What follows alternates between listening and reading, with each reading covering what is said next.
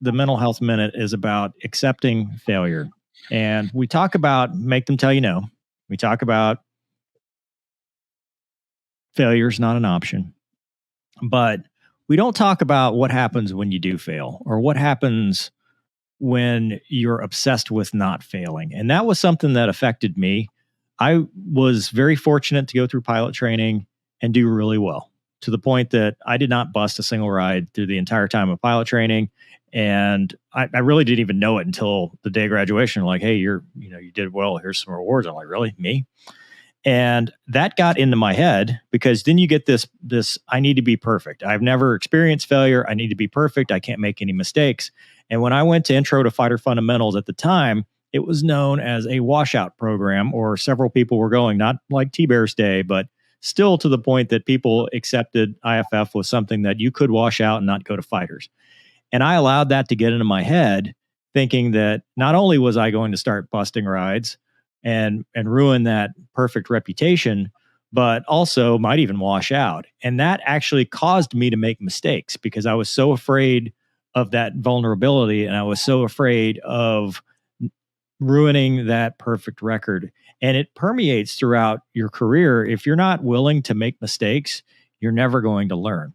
And for me, it was a lesson to learn there. But even throughout my career, once you have this idea that, hey, I can't make mistakes because people will judge me, well, then you're not allowing yourself to grow. You're not allowing yourself to get better, because you think failure is not an option. In training and in parts of life, failure is kind of the only option. We train to failure when we go to the gym. We go to failure so that we can have debrief focus points in whatever we're doing, our sortie. So by allowing ourselves to push to the point that we fail, we then grow and get better. And I think that's something that we need to emphasize, that while failure may not be an option in certain things like recovering an emergency or war, in other places, it's good, and it's the only way we'll ever grow. TBear, what do you think? I think you're absolutely right. I don't have much to add to that, except I do want to tie it into your leadership thing a while ago, because that's the problem right now with a lot of the leadership in the Air Force is, it's just, don't let something happen on my watch so I can get promoted to the next thing. And they're unwilling to make changes, unwilling to do things because they're afraid of failing. And that's not a good thing, you go back and, I always go back in history, go back to like Jimmy Doolittle, man, he was such an innovator. He got court-martialed, and right. If you have leaders like that, that's how you take chances, and that's how you improve.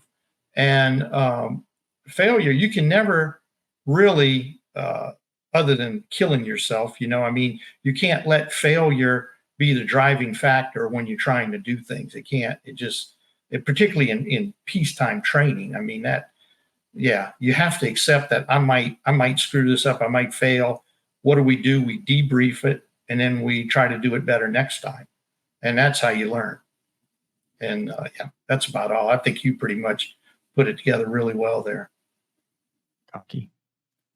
Yeah, Mover, I don't have a ton to add. I just two things. The obviously, accepting failure, we talking like big things or little things, but overall, and I've had to come to terms with this sometimes, not every opportunity is for you, kind of thing, so just because you start down a path, and I believe, in God and higher power. I'm a Christian. So, I think sometimes, God uses failure as a way to close the door if you're not going down the path he intends you to go. But that's just me. But, and a lot of times, it's like, I ride and race motorcycles a little bit, dirt bikes. And if you're not crashing every once in a while, you're not riding hard enough.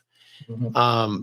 It's kind of the, in any kind of performance driven, if we're talking like military aviation or any kind of athletic, sport, you want to be on the edge, pushing that envelope further and further and further. And the way you do that is, you take a little bit of risk, you take a little bit of chance. And then when you do fail, you have to accept it, learn from it, not do it again.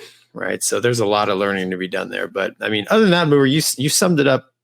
It's pretty much I don't have anything else to add, man. It's good. Gonky, you bring up a good point in that for the discussion. It's how you reframe things. When you fail, when you bust a ride, this is something that I never got through my career, and I wish I had. Looking back, I wish I had understood this better.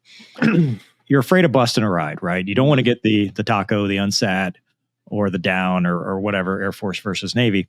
You don't want to get that because you don't want the red ink on your grade sheet saying, because you're making it personal. You're internalizing this saying, I'm a bad person, when the reality is you just got another paid flight by Uncle Sam to go do it again and get better. You just got another opportunity to go master your craft and to go out there and be a better fighter pilot. And that was something I never really got. Yeah. So I actually saw this a lot as an IP. So there were, and TBear, you've probably seen this too, because you got more flight experience than I think me and Mover combined. But the guys and gals who, like, early on, it just seemed to come natural to them.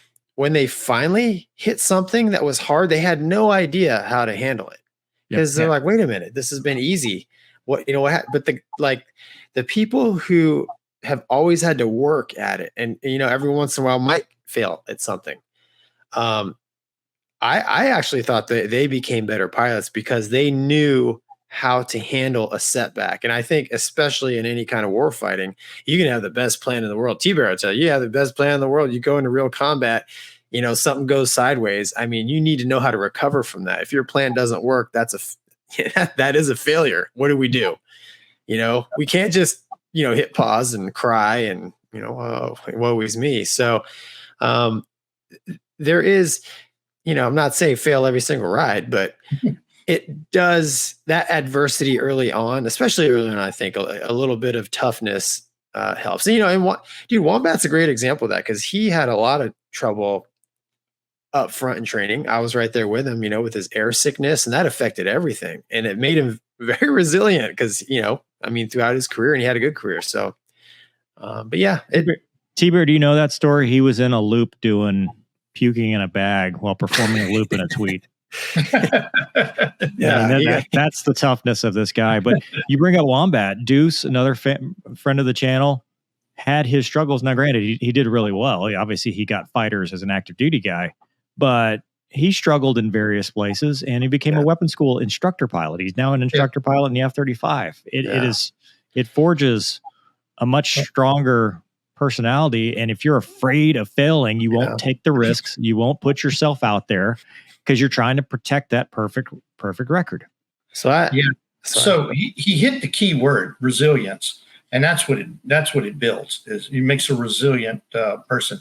One of the things, though, and Mover, your example is a lot of fighter guys, they go a long time without failing at anything. Yeah. And when it does happen, it is crushing initially. But then once you realize that you're not the perfect guy, you get into the mode and get a little resilience. And I can see exactly what Gonky's talking about, where the dudes that have to struggle a little bit, they're tougher and they get tougher quicker. And sometimes later on, it's like a harder lesson to learn later on. When you're a weapons school guy and start failing. But I think that's where we tie in the mental health minute. How this is mental health is the resilience piece of this. Anything in life, don't be afraid to fail. Don't be afraid to put yourself out there. And when you do, don't internalize it and think that it's something personal against you. This is just a lesson. Take it as a lesson, take it for what it is, and move on. Find the lessons that you can extract from it, just like we do in a debrief. Apply it to the next time you try or the next thing you do. And don't worry about that perfect record, because if you look at any success story, look at Elon Musk. How many rockets did he blow up? How many rockets? I mean, how close did he get to bankruptcy before becoming, I think, is he the richest man in the world now, or one of the richest in the world? How many rockets did he blow up trying to do that? And now, I mean, did you ever think you would see a rocket land on a drone ship by itself? Like, that's the craziest thing to me. And it came with taking risks and accepting the fact that I'm going to fail. Sometimes it's not going to work out. that doesn't mean I'm a bad person or a bad pilot or a bad anything. It just means I needed to learn this lesson. I didn't meet the standard. Next time I'm going to meet the standard. And I'll go back to standard pitch every single time. If you are struggling with something and you've internalized this, take a step back, talk to somebody, get the help that you need. 988, local law enforcement, emergency rooms, counselors, chaplains, talk to somebody. Don't internalize this. Don't let it build up to the point that it manifests itself in a place that you're going to make national news. That's it. Douglas, what do you have to add? You always wrap this up for us. No, this is going to be tougher than ever. you guys keep raising the bar. I feel obligated every time to try to use a word that'll make Gonky's eyebrows go up. So I'm gonna say success is iterative. 2 syllables. Right? Well, iterative. Success is iterative. And in my business, we say C's get degrees. Yeah. A lot of A students come in, and just like Gonky said, and that was me in graduate school. I cruised all the way through high school. I cruised through undergrad. When I hit graduate school, I didn't know how to do anything, and the people who had struggled the whole time taught me. So yeah. OTS. You know what they say about the first and last graduate? Lieutenant. Yeah.